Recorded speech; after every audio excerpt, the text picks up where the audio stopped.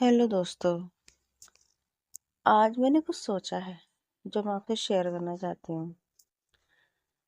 मुझे मेरे दोस्तों ने बोला कि मुझे कुछ बुक्स पढ़ने चाहिए क्योंकि शायद वो मुझे मेरी लाइफ के लिए मोटिवेट कर सकें।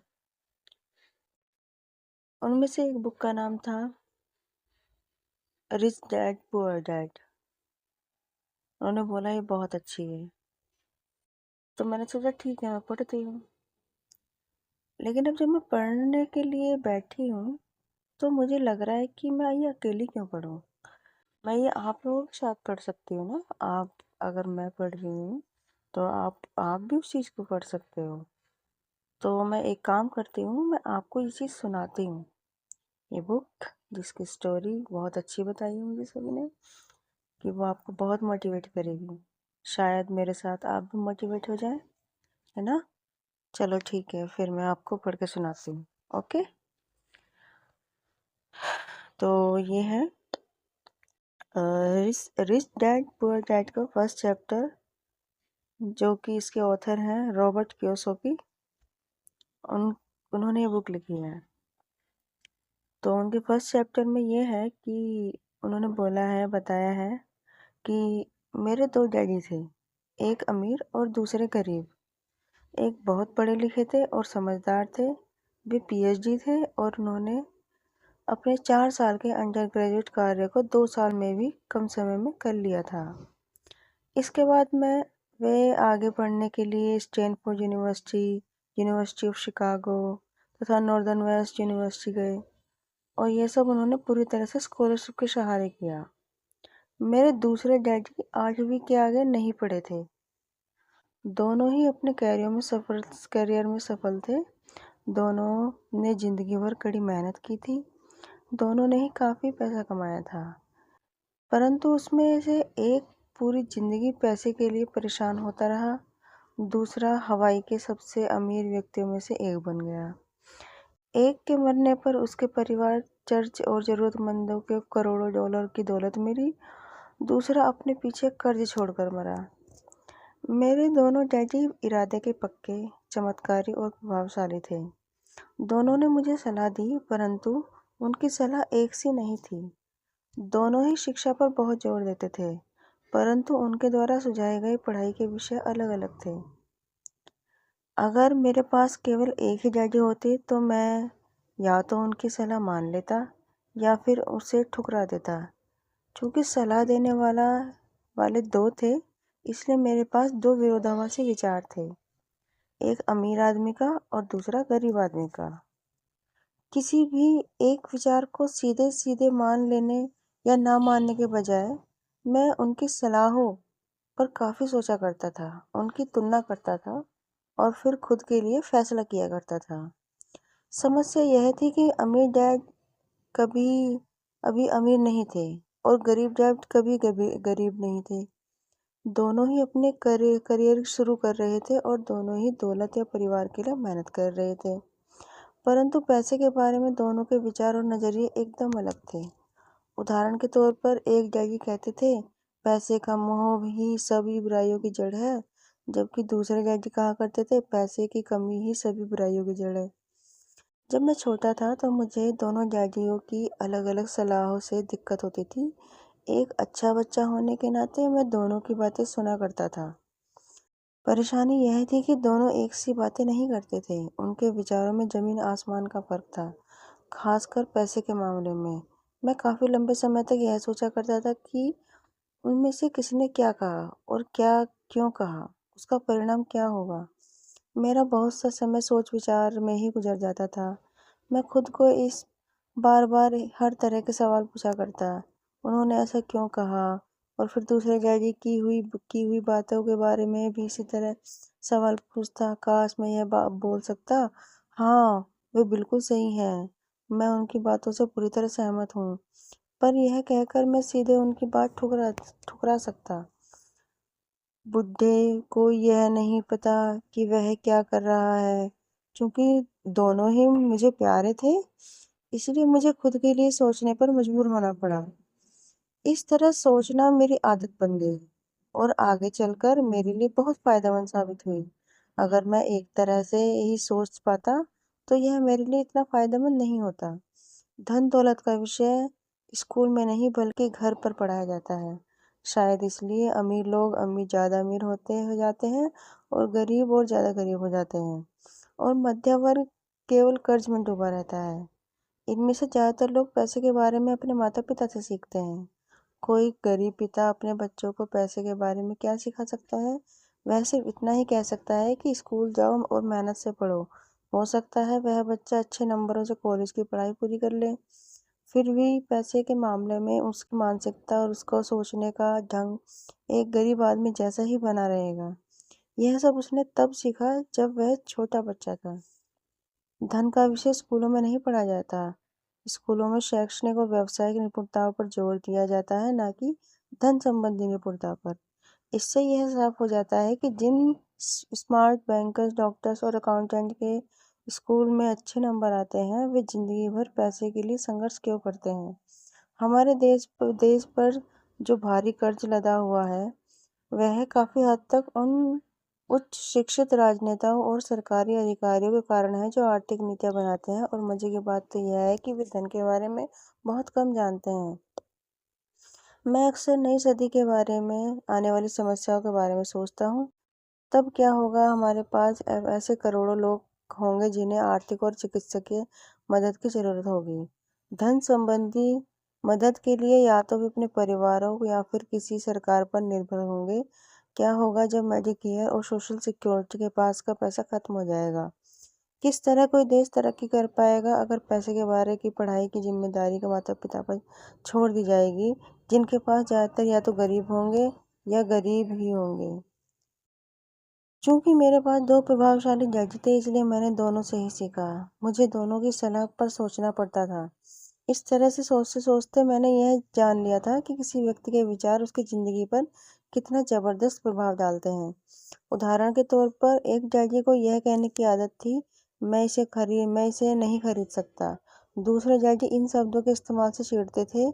वे जोर जोर देकर कहा करते थे, मुझे इसके बजाय यह कहना चाहिए, मैं इसे खरीद सकता हूँ। पहला वाक्य नकारात्मक है और दूसरा प्रश्नवाचक। एक में बात खत्म हो जाती है और दूसरे में आप सोचने के लिए मजबूर हो जाते हैं। मेरे जल्द ही जल्द अमीर बनने वाले डैडी ने मुझे समझाया कि जब हम यह कहते हैं, मैं इसे नहीं खरीद सकता, तो हमारा दिमाग काम करना बंद कर देता है। इसके बजाय जब हम यह सवाल पूछते हैं, मैं इसे खरीद सकता हूँ, तो हमारा दिमाग काम करने करने लगता है। उनका यह मतलब नहीं था कि आपका जिस चीज़ पर दिल आ जाए उसे खरीद ही लो। वे लगभग दीवानगी की हद तक अपने दिमाग को कसरत करवाना चाहते थे, क्योंकि उनके ख्याल से दिमाग दुनिया का सबसे ताकतवर कंप्यूटर है। मेरा दिमाग हर रोज तेज होता जाता था क्योंकि मैं इसकी कसरत करना चाहता हूँ। यह जितना तेज होता है, मैं उसकी मदद उससे भी ज़्यादा से पैसा कमा सकता हूँ।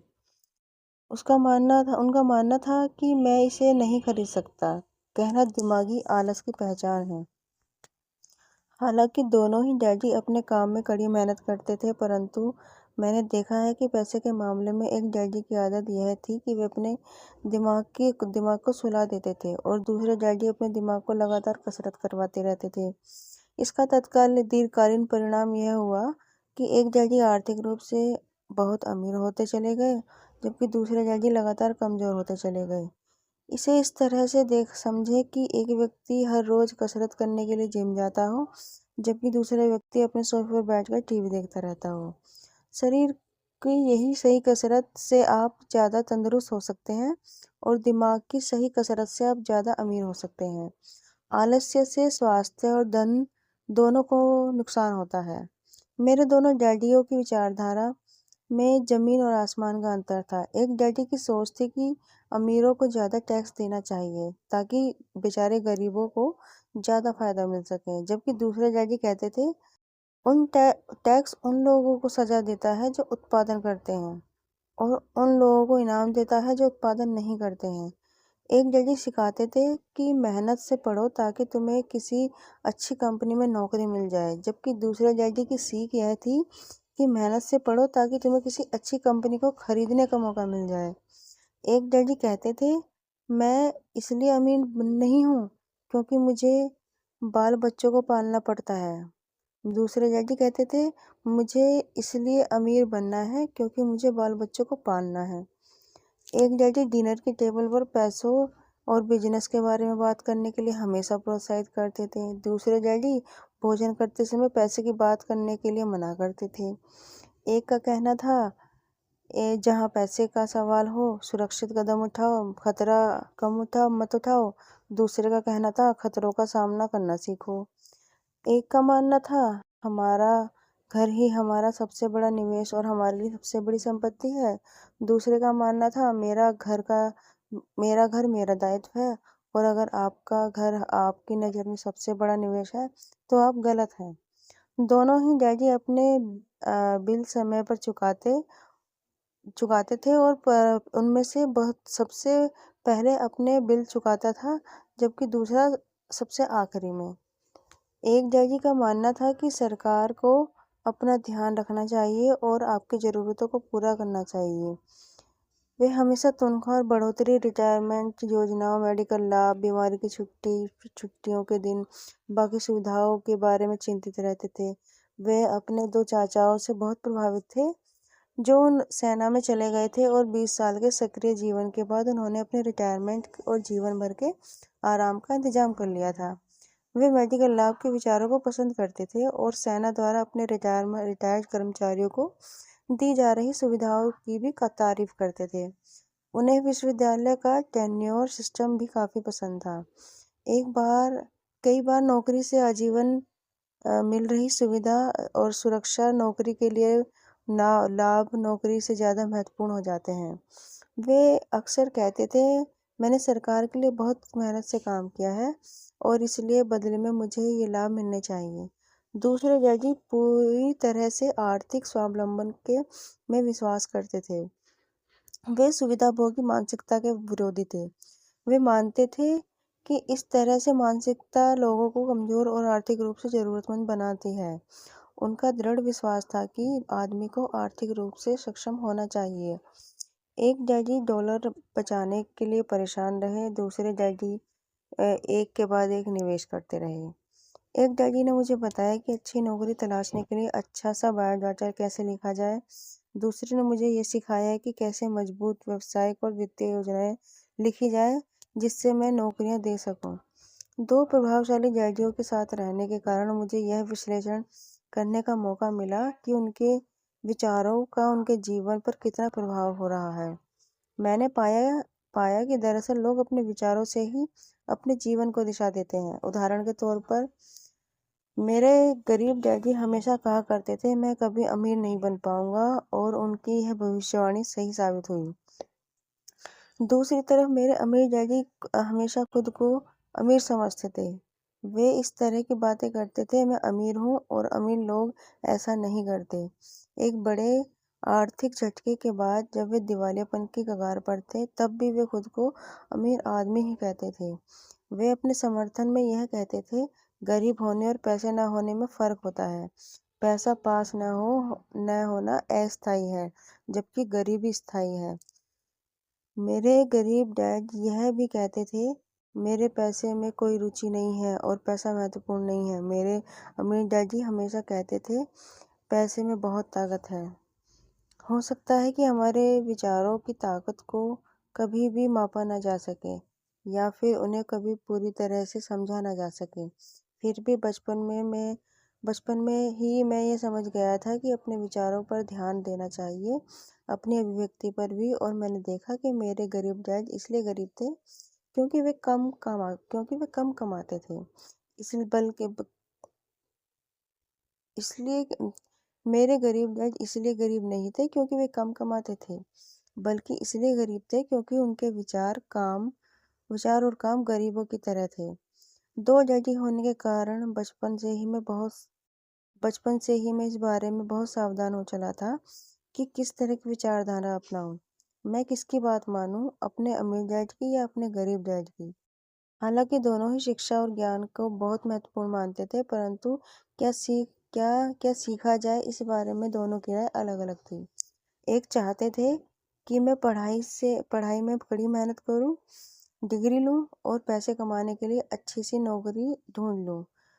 वे चाहते थे कि मैं एक पेशेवर अधिकारी, वकील या अकाउंटेंट बन जाऊं या एमबीए कर लूं। दूसरे जज मुझे प्रोत्साहित करते थे कि मैं अमीर बनने का रहस्य सीख लूं, यह सब समझ लूं कि पैसा किस तरह का काम करता है और यह जान लूं कि इससे अपने लिए कैसे काम लिया जाता है। मैं पैसे के लिए काम नहीं करता, इस शब्द को बार बार दोहराया करते थे। पैसा मेरे लिए काम करता है। 9 वर्ष की उम्र में मैंने यह फैसला किया कि पैसे के बारे में अपने अमीर डैडी की बात सुनूंगा और उनसे सीखूंगा। यह फैसला करने का मतलब था अपने गरीब डैड की बातों पर ध्यान न देना। हालांकि उनके पास कॉलेज की बहुत सी डिग्रियां थी जो मेरे अमीर डैडी के पास नहीं थी। Thank you. तो ये थी हमारी आज के फर्स्ट चैप्टर की सारांश स्टोरी। तो कैसी लगी आपको ये बुक का फर्स्ट चैप्टर, मुझे बताइएगा। अगर आपको पसंद आई हो तो मेरे चैनल को लाइक करिए, सब्सक्राइब करिए। Thank you. और नेक्स्ट चैप्टर सेकंड को देखने के लिए आगे बने रहें। जल्द ही मिलते हैं दूसरे चैप्टर के साथ। Thank you. हेलो।